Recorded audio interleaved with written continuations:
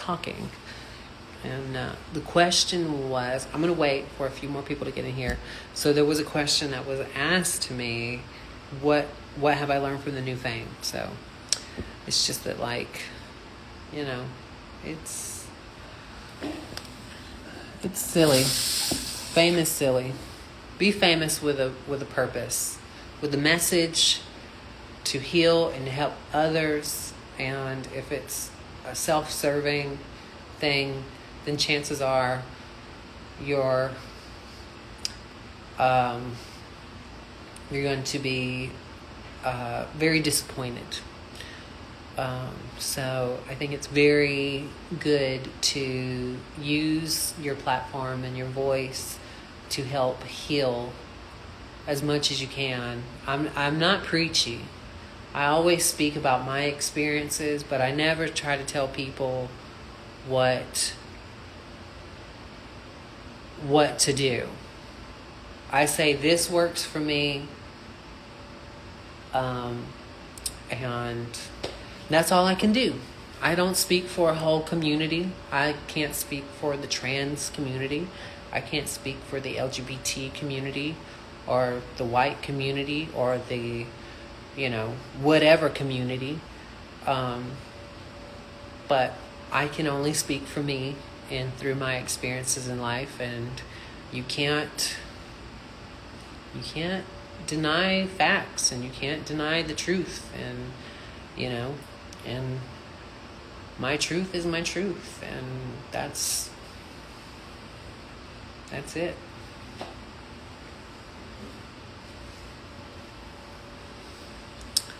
Thank you. Hold on, there's some more questions here. Let's see what we got. They're coming in. I'm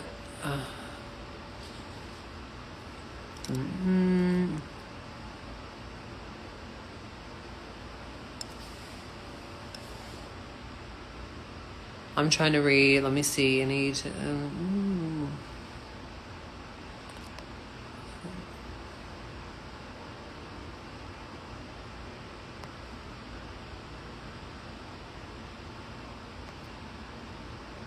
I'm looking at the questions. I'm trying to find. Can I join? Let's see.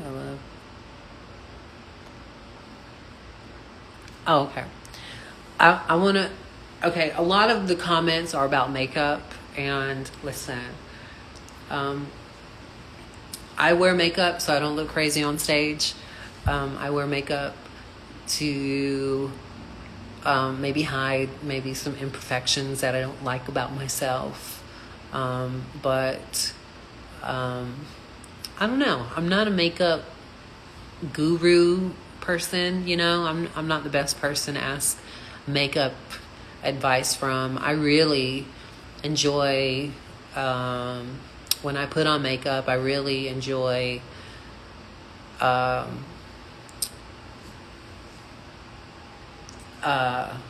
accentuating my natural features versus trying to create something that isn't really there. Because when I look back, like if you watch movies or see pictures of people from like the 70s and the 60s and stuff like that, they didn't have as much crazy like makeup trends and things like that. They just really accentuated their natural beauty. And sometimes we forget how humans actually look because we're so caked up with makeup on. And it's such a relief when I see a more natural beauty or makeup that accentuates your natural skin or your natural features, because a lot of the makeup trends are they're not realistic enough to me, and people tend to want to strive to look like something that is not even real. It's fun to get into makeup and being dramatic and things like that. But hey Mike, but yeah, if that's your thing, that's your thing. But for me, I like a natural, I like to make sure I have a decent brow and a little liner. I miss you too, baby. yeah, I like a good base and a good foundation, something that's not too heavy. I see you getting facials, and you're on the right track being self-caring. I love getting facials. My friend Ricky is my esthetician. Ricky Fox, he sometimes comes in here, but he's so good, and every time I'm in LA, he hooks it up. And also my friend Landon that owns Derm King in Beverly Hills, he always makes sure I look good, and I'm so grateful that I have talented friends that, you know, do things to help improve the way that we feel and look about ourselves, because I think that's really important. In my past, I know that when I was probably 11 years ago, I didn't have a lot of money, but I had a lot of dreams. And I know you guys have heard about illegal silicone injections, and a lot of trans people, because it was cheaper to get silicone injected in your body, not by a doctor, by somebody in their house or their basement or whatever. A lot of trans people, that's what they did, is they get their surgeries that way. And I was one of those people. It was not really surgery. It's just I got silicone put in my forehead. I got silicone put in my cheeks and my chin. And what I will say is that at the time when I got it done, it did what I needed it to do. It helped me feel better about looking at myself in the mirror.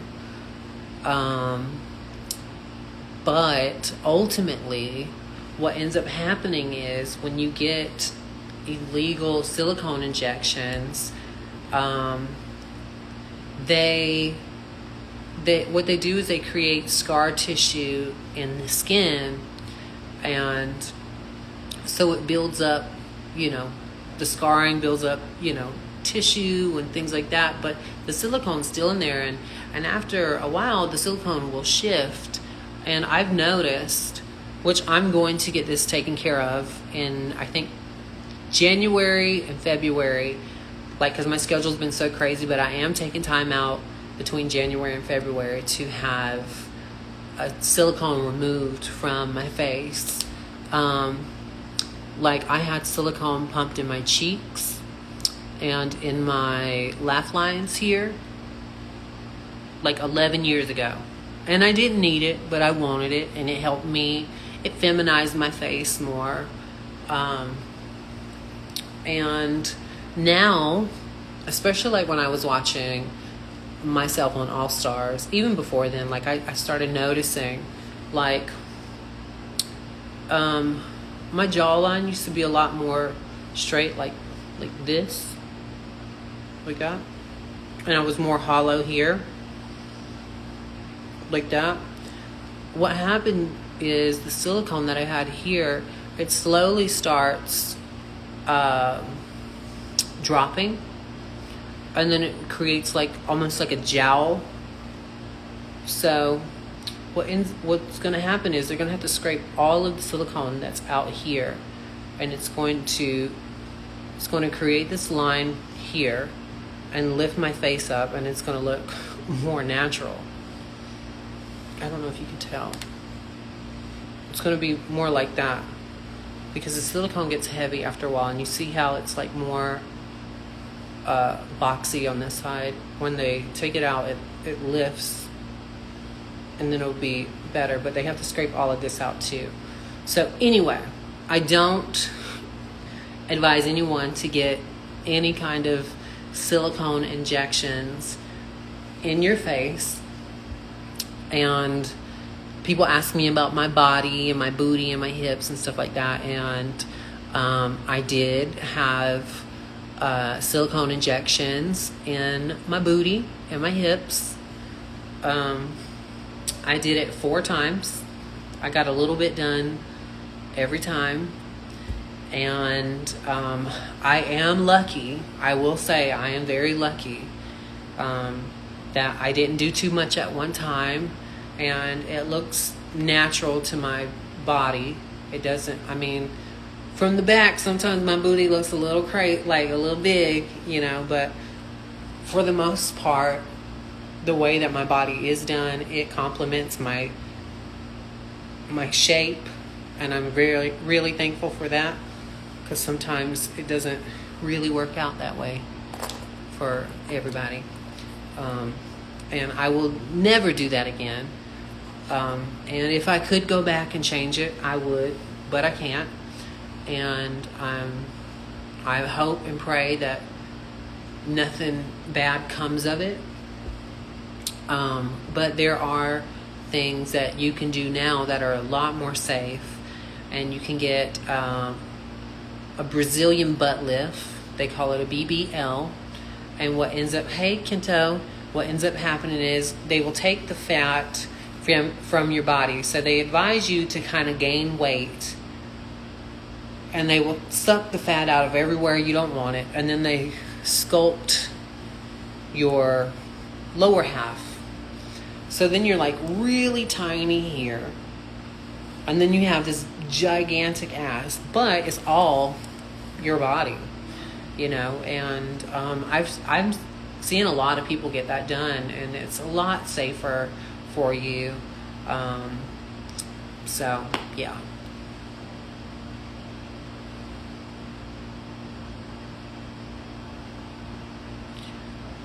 I miss you too, honey.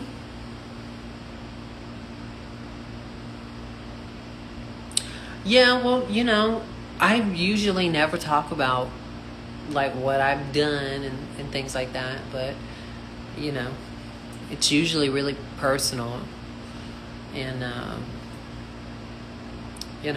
think what we do with our bodies is our business. It ain't really nobody else's business. But if you've done something to your body that maybe cause harm to it, and you can help other people avoid fucking themselves up, then I say educate, share your experience.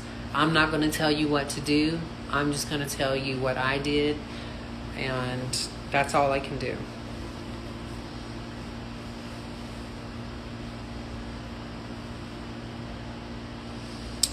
Thank you. Oh, I don't know about ribs being removed. I've heard that you can have that done, but I don't know. I don't know like why you would do that. Like, I don't know, it's just weird. You need your ribs. They protect your guts, your organs. And if you don't protect those, then it don't matter if you have a big old ass and a little tummy, because you're gonna die a lot quicker than you would naturally. Maybe. I don't know. I hope not. But I just think, you need your ribs. Don't get rid of your ribs. Wait, what is this? I am a Taurus. I am a Taurus.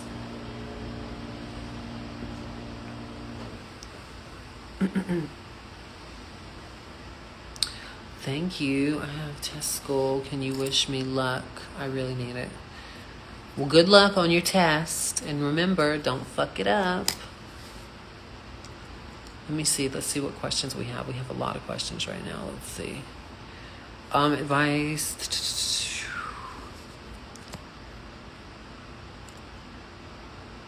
A word about Miley Cyrus. A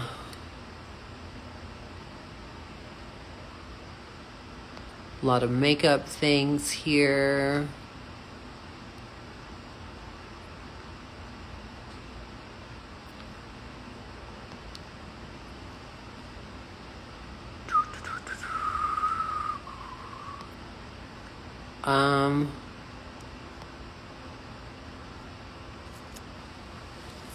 Here we go. This one's fun. Is there any music you're loving at the moment? Okay, so I've always admired Billie Eilish. I think she is great.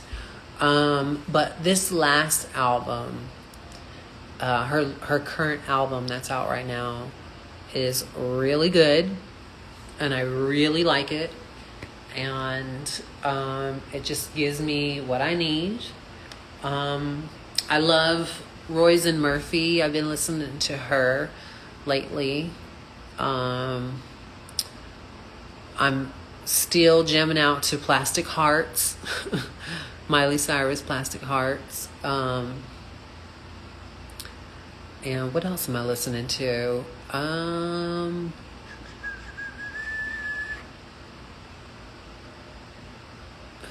love Doja Cat. I think she's great.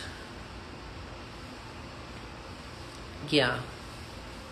And I love old music. I love music from like the 70s and the 60s. I really enjoy that at a time that was life was a little bit more simple, and people had dreams and goals and things, but they were more realistic. I think music today sometimes gets too caught up in trying to write songs just to make people shake their ass.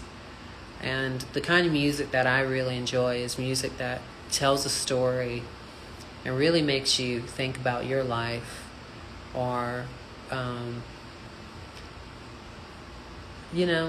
it's not always about forgetting what's going on in your life. Sometimes hearing the words be put in a different way, in a way that you can relate to,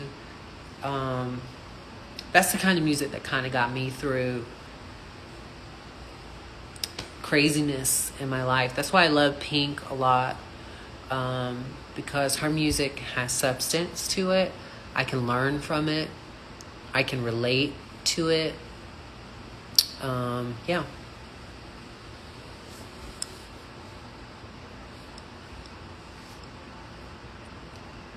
What's my favorite city to perform in? I answered that earlier. I think I said Chicago.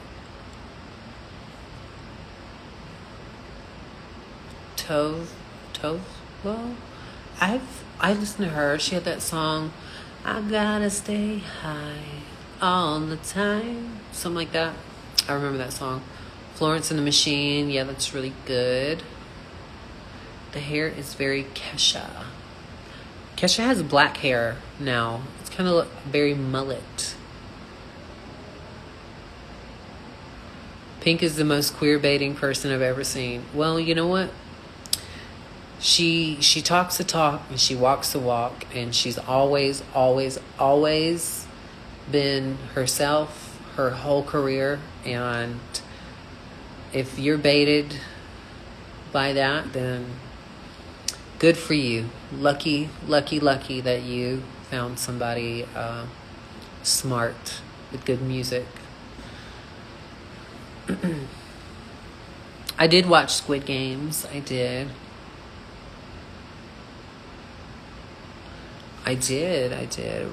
Remember when we ran into you and Morgan in the Pink? Yes, absolutely. Me and Morgan's been to a few Pink concerts together.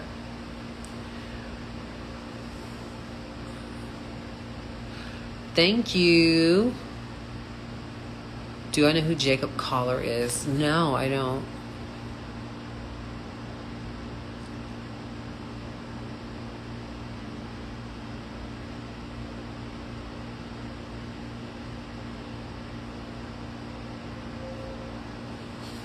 I'm trying to read your question about you being a college. What is this about college? Having a chapter on gender identity. What would you say to a fashion student?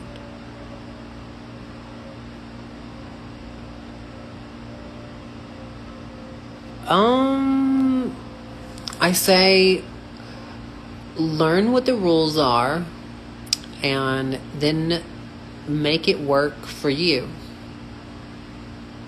and I just think gender expression is silly. I do. But it's also helps people. Sometimes it makes life easier when you have it, and you don't have to explain as much when you are gender conforming, so to speak. There's less to explain, and it really makes living your everyday life in a crazy society much easier in a lot of ways. For me, that's why I live my life the way I live my life. When I was, before I transitioned, there was a moment before, like when I was in the beginning stages of my transition, where I wasn't quite sure when the right time for me to wear more feminine clothes and when I could let go of the more masculine clothes, so to speak. That was, but, I lived my life, I was raised as a boy for like pretty much 26 years of my life. Drag was the only time I could ever really express myself in a feminine way and be celebrated for it. And,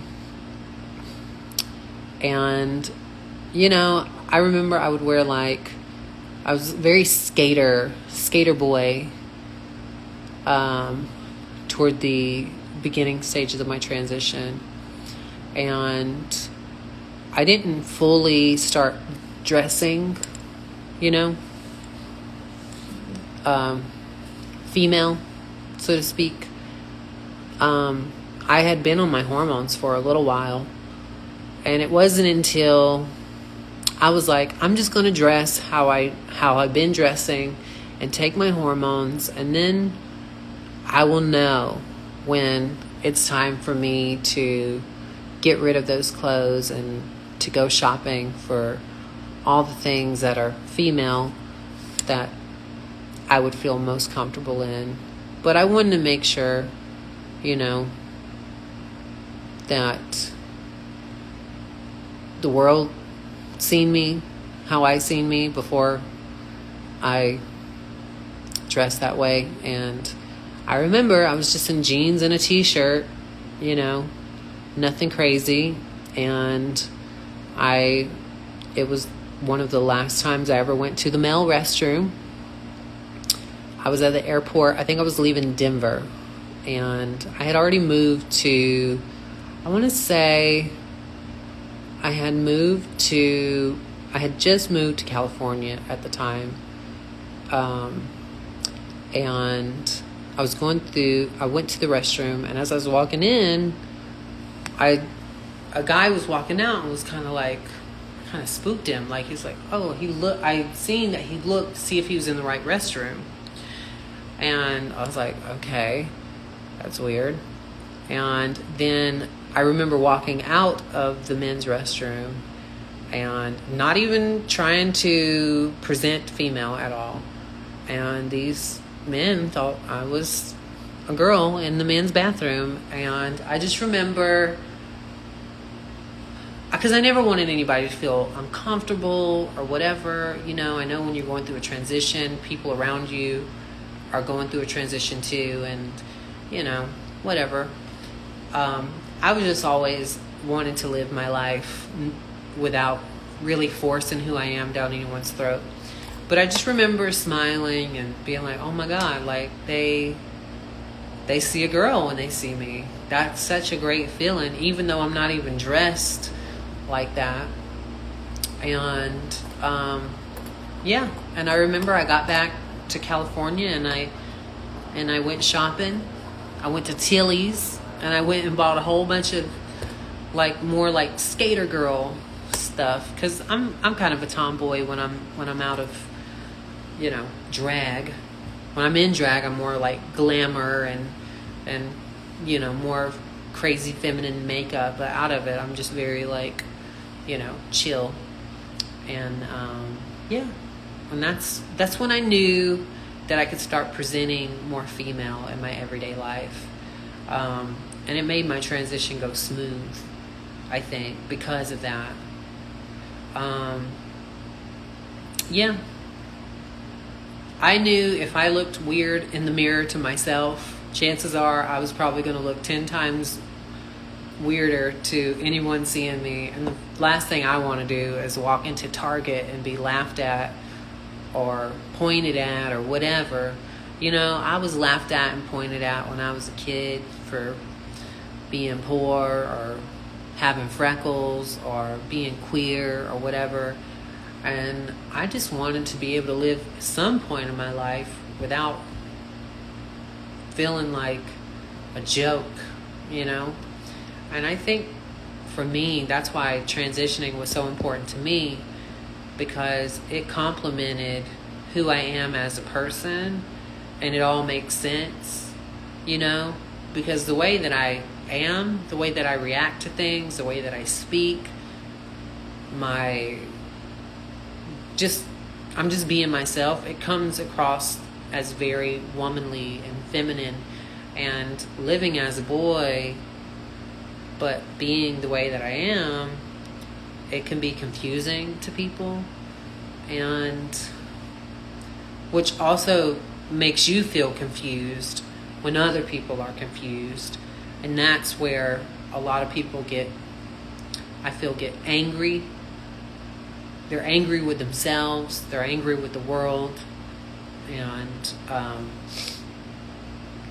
for me, that's why physically transitioning, it has been super important to me, because I just want to maneuver in this world without the craziness. You know, there's enough craziness in this world, and I know not everybody has, you know, an opportunity to transition when they want to or how they want to, and it's tough.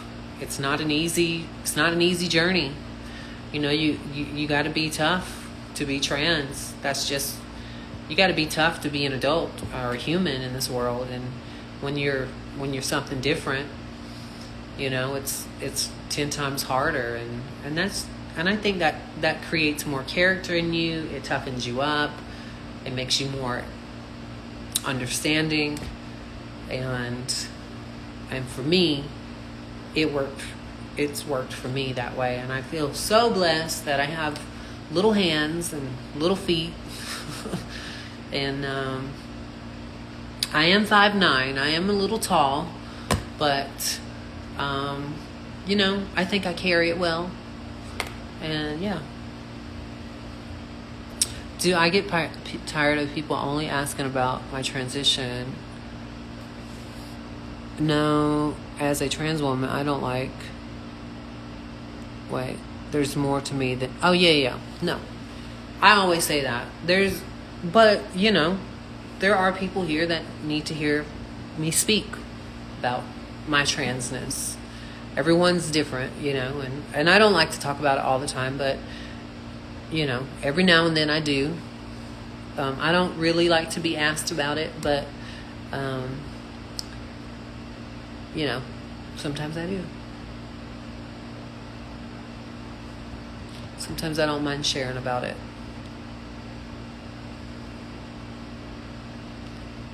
Oh, thank you. I'm glad that you tune in when I'm live on here. I haven't been on here in a while, so it's been crazy. Wait, what is this? Have you ever watched the docs on the side channel? The babies are born with a penis and vagina, and the doctors usually cut off the penis and turn them into vaginas. No, I have not. I have not seen that, but I know that is something that happens, you know.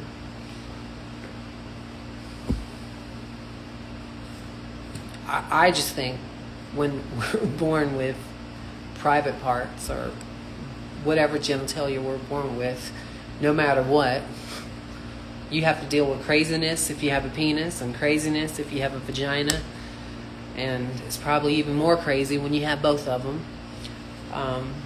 And I couldn't imagine what it would be like to have to grow up and somebody choose for you which one feels most right to you. I can't even fathom what that would be like. Yeah. No, some people are born with both. You know, it happens. You know, that's why I don't understand why people get so mad or so caught up into only being this or that. Like, imagine a gender reveal party, okay? Imagine a family having a baby and they want to do a gender reveal. And, like, the doctor says, oh, you're going to have a boy because it has a penis. You know, so you go and buy blue. You go and buy blue everything. And then you bust open whatever it is and blue stuff comes out. And then your baby also has a vagina. You know what I mean? It's like, then what are you going to do? Do you say, oh, well, we need pink stuff too? I think it's just so weird to associate penis and vagina with, like, when people ask me about my dogs, they're like, is it a boy or a girl? I said, well, I don't know.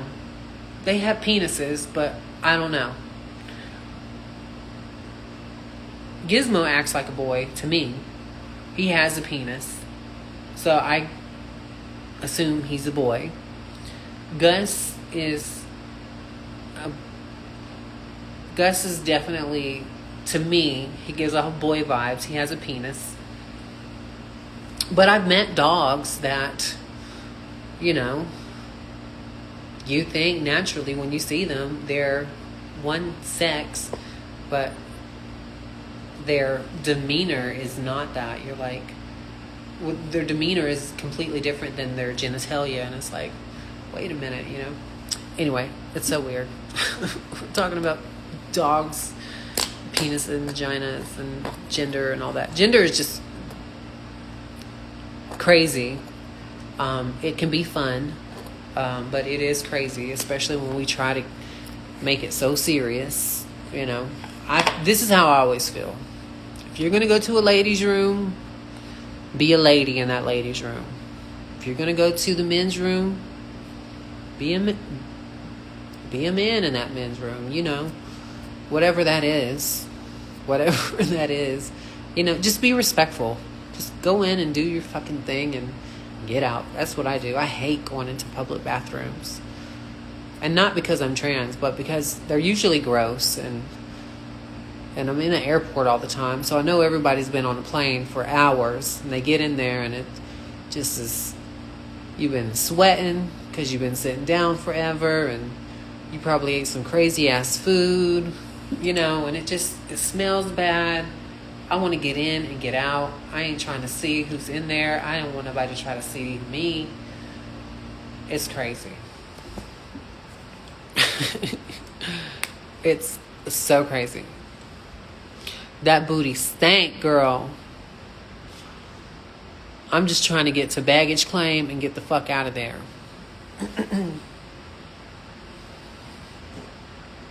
Happy birthday.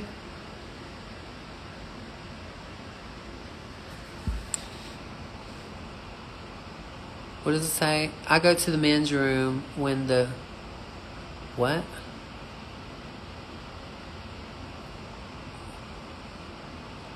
Huh. Usually, I will say this. What I will say about the perks of when I would use the restroom in the men's room is the lines were not as long. Usually, there were no lines. I did not mind that at all. But going into the ladies' room, oh my God. You got people changing dirty diapers in there. You got people doing their makeup in there. I will say, I have been more grossed out going to the women's restroom than I have the men's restroom. Now, the men's restroom usually just smells like piss. But a women's restroom smells like all kinds of stuff. And that's why I usually go in there, do what I need to do, and get the fuck out of there.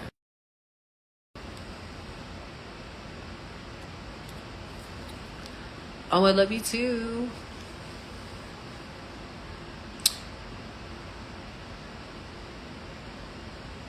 All the queen, yeah. When you go to the gay club, all the drag queens go to the women's bathroom. They do, honey. They feeling their fish that night, baby. They go into the ladies' room. They don't want to be in the men's room. Because it's something about when you're in a gay club and you do drag, going into the men's room just does not feel right. Because usually, gay men don't want anything feminine in their personal space. You know, I will say that. So the queens take their ass to the ladies' room. You know, because other ladies will be in there. And, you know, the girls come in and they're like, oh my God, I love your makeup. And, you know, things like that. And the drag queens give the girls makeup tips or hair tips or throw shade or whatever. You know.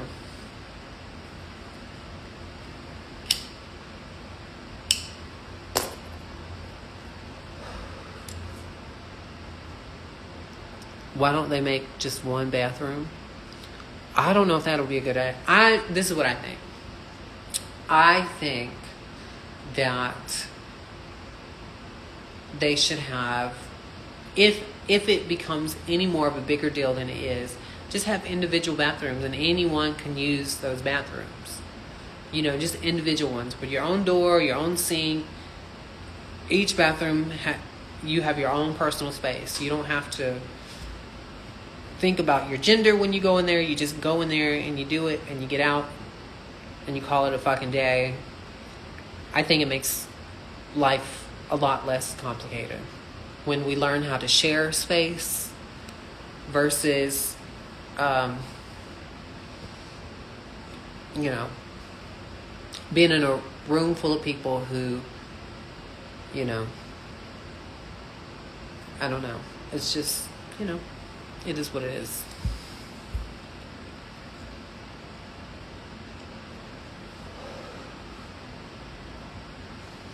I'm in Vegas right now and it is 12:30. I've been on here forever.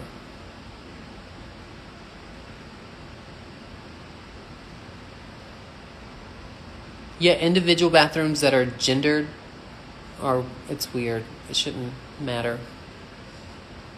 Could you imagine going into a restroom where male and female, whoever wants to go in there can go in there? Like a big public restroom with plenty of stalls. I mean, not every man wants to go in and rape a woman, and not every woman wants to peek in all the stalls or whatever. I don't know. I don't know. It just seems like a recipe for disaster. You know, men and women need their personal space from each other. And a lot of times the bathroom is usually where we get our privacy. So, I don't know. Who am I? Good night, David. I love you.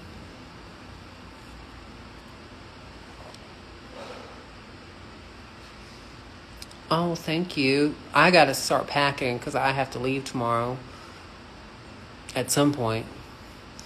I got to figure some shit out. But I love y'all. And I'm going to get off of here. And thank you. I love my nose ring too. Thank you. Would I ever perform with a drag king? I have already performed with a drag king. Many, many moons ago, I've actually performed as a drag king. Hey, Mark. Good night, baby.